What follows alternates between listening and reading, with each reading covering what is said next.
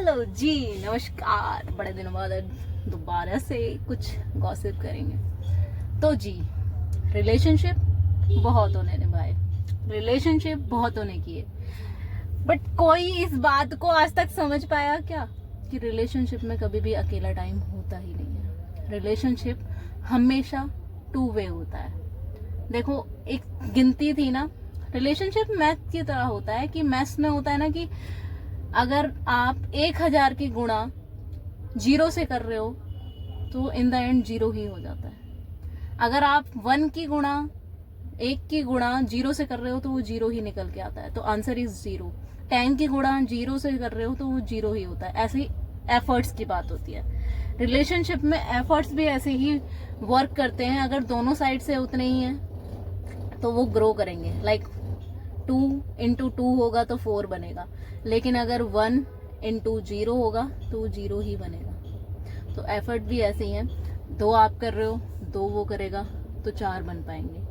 2 आप कर रहे हो और वो 0 करेगा तो कभी भी 1 या 2 या 3 नहीं बन पाएगी। एक ना एक दिन सामने वाला पेड़ भी मुरझा जाता है अगर उसमें पानी ना दो।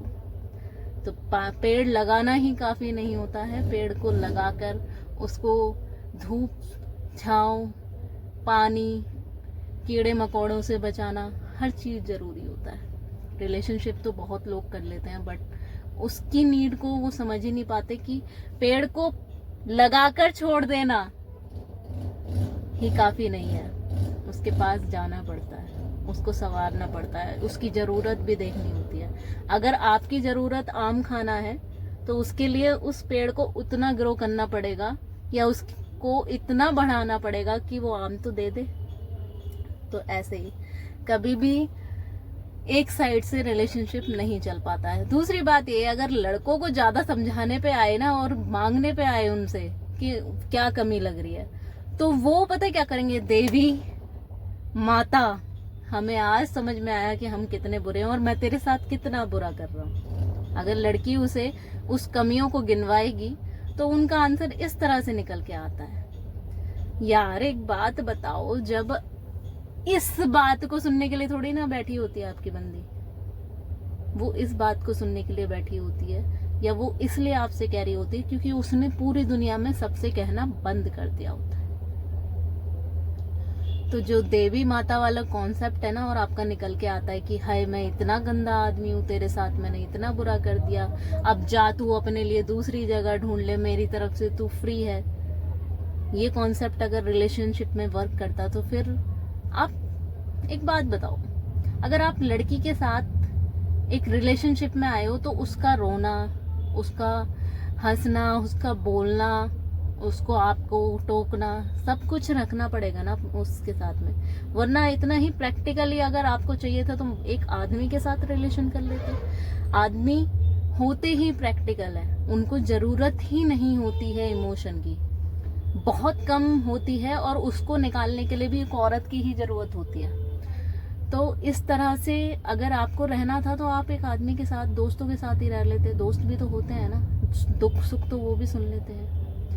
इंसान को अगर वाकई में जिंदगी को सीखना है ना तो औरत ही सिखा सकती है। औरत ना फूल की तरह होती है, रंग बिरंगे, बारिश की तरह होती है जरूरत,